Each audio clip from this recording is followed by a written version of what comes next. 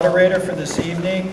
He's one of the most respected television critics in America. His name is Alan Sepinwall. He's the TV editor and TV critic for HitFix.com. You can hear his weekly podcast there, Firewall and Iceberg.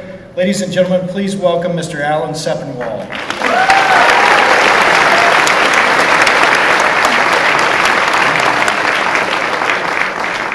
Well, I'm going to have to go guard my daughter's stuffed animal collection a lot more closely after that.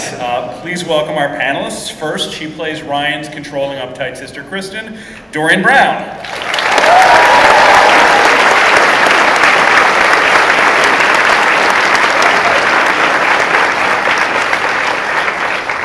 She plays Wilfred's owner, Jenna, and Ryan's neighbor. She also has the greatest name in all of show business, Fiona Gubelman.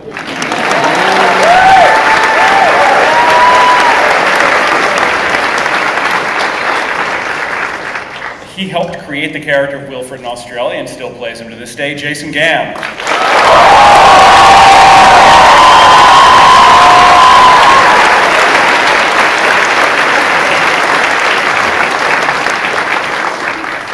This guy plays Ryan. I think some of you may be familiar with some of his other work, Elijah Wood.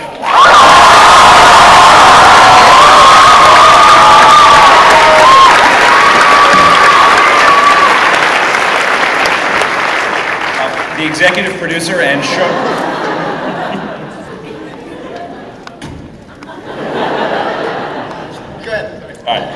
The executive producer and showrunner and who helped adapt Wilfred for American audiences, David Zuckerman.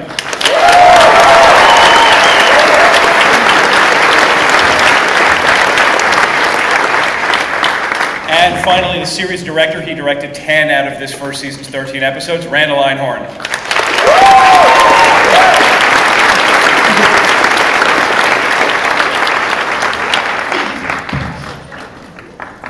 Okay, so the very first thing I have to ask is how many stuffed animals were used in the production of this episode, and what safeguards were taken to protect them? There was an in-depth audition process. He was locked in his trailer for hours. I said, I don't care how many stuffed animals I have to have sex with. We're not going on until I get this right. And then Rafi just walked in, and it was pretty amazing. She comes cheap. She's cheap. Now, how many of you on the panel are dog owners? And how has this show, if at all, changed your relationship with your dogs? I don't trust my dog quite as much as I used to. You know, I'm kind of suspicious what he gets up to when I'm up there. It could be some, yeah. Okay, Jason, how long ago did you first come up with this character? It was November 2001, so it was almost 10 years ago since a friend of mine told me about this dog that was interfering with his relationship with this girl. And I just started one night just talking in that voice and offering him a bong and interrogating him, and we just went, I think this is a short film. So we shot it the following week, and a month later it was in Tropfest, and it won a bunch of stuff there in Australia. Tropfest is this big short film festival, and then I went to Sundance, and then here I am now with EW, you know, it's crazy. EW. To my knowledge, he has never called Elijah EW. I've been practicing. I wanted to break that in, that nickname. I was road testing. I was pretty happy with it. Well, Elijah, at what point did you first see the Australian version of the show, and what was your reaction to it? It was on YouTube. I got a copy of the pilot script, and at that point realized that it was based on this Australian show. And I'd never seen the show or heard of it, so I immediately went onto YouTube and looked up clips and saw bits of the short film and some of the episodes, and fell in love with it. And David, when it was your turn to sort of try to figure out how to make this character and this world work for American audiences, what did you decide that you wanted to do with it, and in terms of the adaptation? Well, I was just blown away by the Australian show. I had never seen anything like it, and I remember the moment in the Australian pilot when Adam, the character, the human character in the show, walks in and sees Wilfred, and I remember thinking, like, God, what would I feel like if I was in that position? Because there's really only two possibilities. Like, she's crazy or he's crazy. And that was sort of the jumping off point. The Australian show, I think the Australian audience was a lot more receptive to something more bleak and a little more absurd than a broader American audience might be. So I just felt like there had to be a little bit more of a reason why things were happening, or at least a possible explanation. And that's where I started. And Elijah, do you think that Ryan's crazy, or do you think he's the only one who actually sees Wilfred for what he is?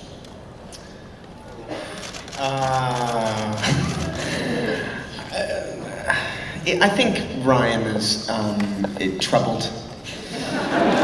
He's clearly going through a dark patch in his life, and what Wilfred is, I think, is up for interpretation, but he's certainly there to guide Ryan of sorts. Half the time just getting, his own good out of it, really. I'm curious just sort of about how the two of you built up the chemistry that's so just very clear on screen when you're interacting, especially in those little scenes at the end of every episode where you're smoking the bomb. It was instant. I said straight after I first read with him, with Elijah, VW. I'm like, it's so rare to work with another actor where you feel safe, and for me to be in this dog suit, it could really be turned pretty crap pretty quick, and it just felt like we were kind of from the same kind of family of acting, and he's very truthful and consistently truthful, and that's what I try and bring to the character of my work. So yeah, we just clicked. I felt very safe as well.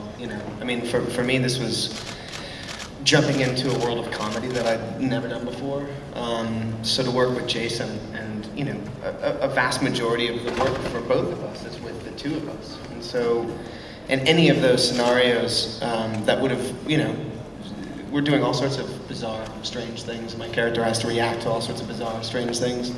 And I always feel incredibly comfortable and safe around Jason as well to play and see where it goes.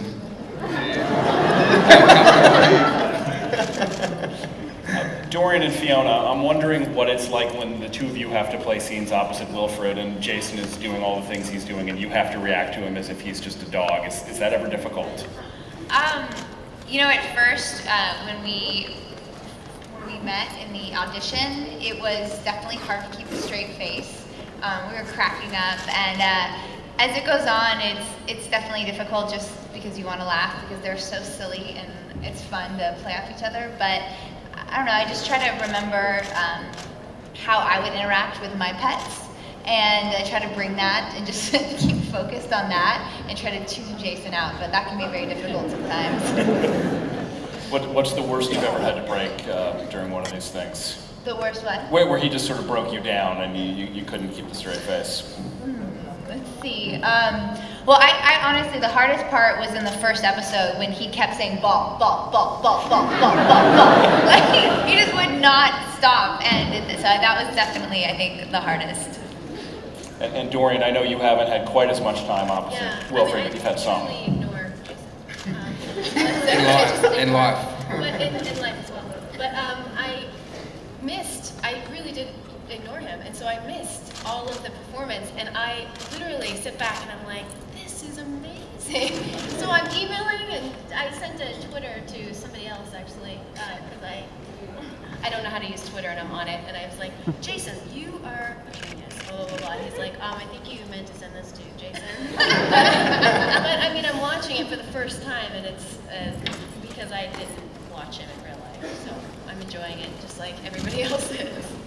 Well, Randall, I mean, how do you sort of choose to show Wilfred's interactions with the human world, and there's this open question about whether he really is a dog or how he's doing all of these things, just sort of in both showing Jason's interaction with other characters and just sort of the visual style of the show in general? What were you trying to go for? I think it was a very brave effects. I kind of always expected the note that we should show what everybody else is seeing.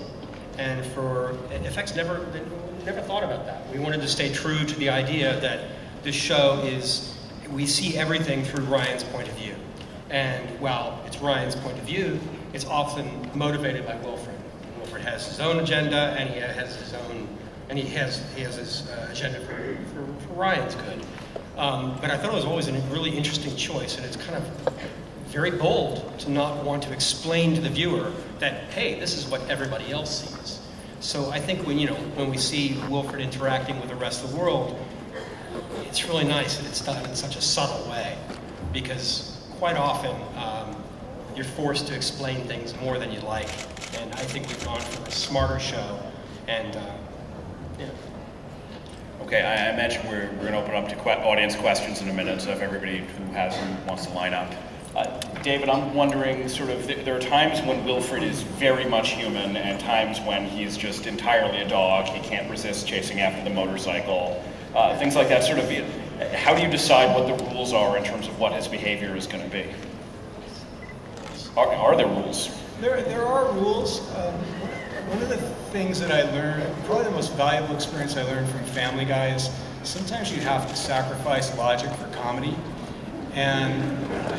but you have to be very judicious, otherwise people stop believing it and it doesn't make any sense. On this show, and Jason's really the watchdog, if you will, on this. There are, believe it or not, especially after watching that, there are some things he will not do. What things won't you do? You'll see quite a few things that he will do. Some with some heavy convincing on the part of everybody else. But I think we always have to keep in mind, Wilfred is a dog. He is a dog. He behaves with dog, and we call them dog-isms, and that has proven to be a very that's sort of an element of the show that everybody really likes. But he just approaches things as a dog would, but he speaks like a man. Okay, it looks like we have a good line, so go for it. Okay, hi, I'm Olivia. This is for Elijah. And this is Crystal. So, Hi, Olivia. Hi, Crystal. About a year ago, we showed my friend The Lord of the Rings for her first time, and she loved your character. And yeah, she's an aspiring young actress and singer, and she's really good, and she really wants to make it her career. This is a picture of her we brought. She's right very cute. What's her name? And so we were wondering if you could give her some advice and say something to the camera for her. Oh, am I being filmed?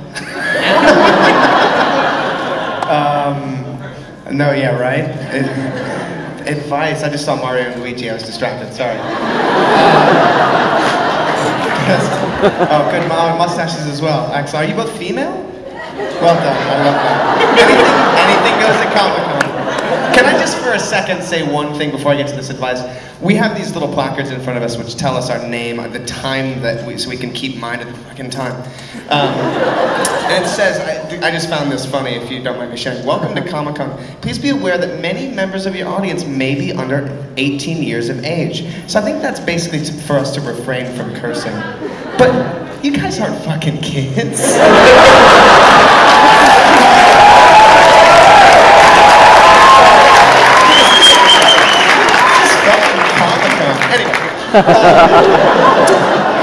I don't know what to say. Good luck. She wants to be an actress. Is that what it is? Yes. Perseverance. Don't give up. It's hard out there.